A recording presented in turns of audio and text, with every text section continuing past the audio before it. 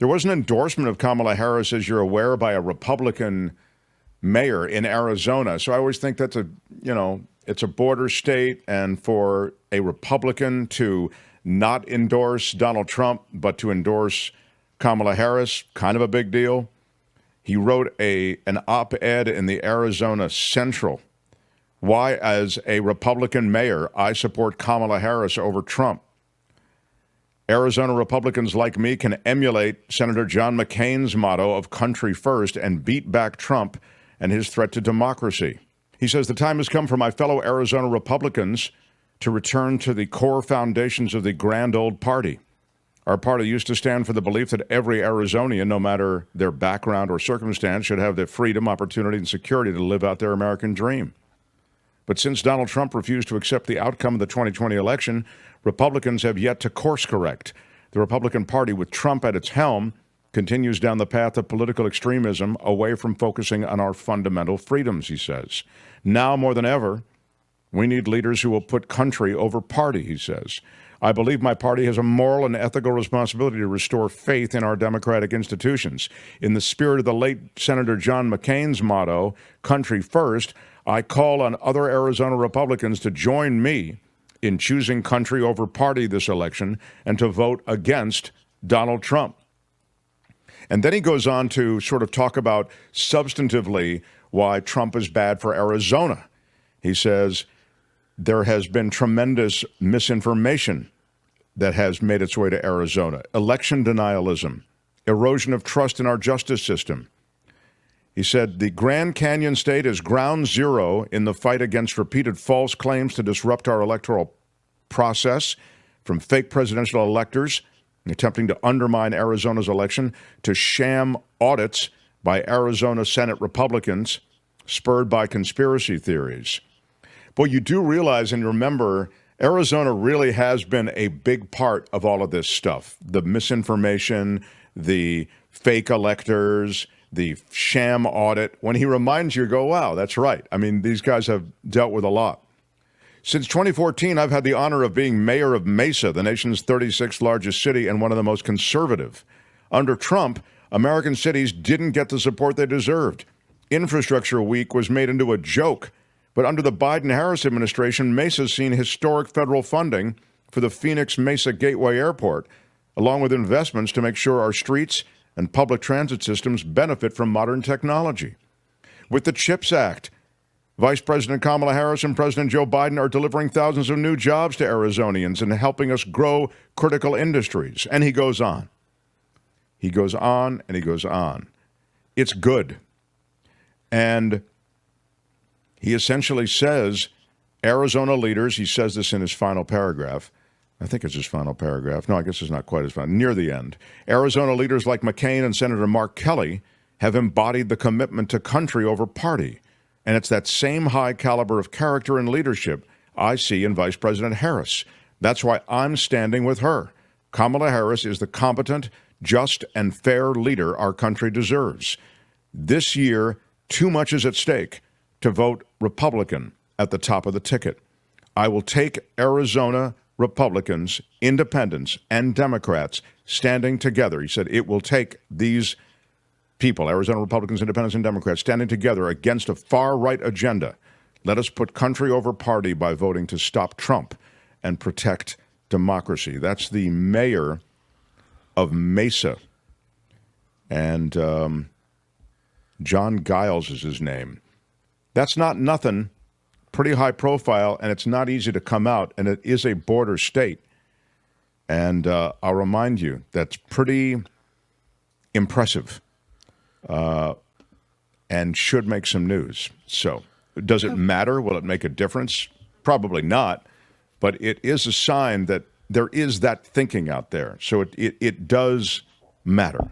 Gender gap appears in recent polling. Yes, thank you for that. Yeah, you're welcome. Get me back on the one area in which Donald Trump is lagging immensely. Kim McAllister is here with more. Kim. Well, there have been several polls. Among them, the New York Times Siena College, the Quinnipiac poll, the CNN poll, and an NPR poll. And all of them indicate that there is this widening gap between genders, that more female voters are backing Kamala Harris and more male voters are backing Donald Trump. So is this going to be an election of boys versus girls? Is that what we're looking at here? And it's not surprising, especially when you look at the issue of women's reproductive health, when you look at childless cat ladies, that maybe more women are flocking toward the Democratic side of things. Indeed. I mean, there are some prime demographics that do favor Kamala Harris now. And Kamala Harris is now leading Donald Trump in a number of polls. The Morning Consult continues to show growth. In fact, there's a Morning Consult poll today that shows Harris and Trump in a dead heat, and Harris leading Trump by 1 point. This is, again, some of this is stuff you should put to the side because national polls don't matter, and that's because of the ridiculous electoral college that we have. Okay, so you have to look at the swing states, of course. But nonetheless, sometimes it can be indicative and a little bit of a litmus test for the way the country is going. And Harris leads Trump by 1 point, 47 to 46%, with 4% of the voters selecting someone else and 4% undecided. That is in Morning Consult's weekly poll that was just taken. So this is as of today. It's the second week in a row that the poll has shown her leading Trump. Trump leads Harris by 3 points in the Harvard Capps-Harris poll of 2,196 registered voters, margin of error 2.1, when they're given an option to choose don't know and unsure. Harris trails Trump 47% to 49% in a Wall Street Journal poll, but with a margin of error of 3.1%. So you're now, just keep that in mind. The online survey of 3,000 registered voters from Harris x Forbes, margin of error is 1.8%. That was released on Friday. It found that Harris trails Trump 45 to 47%.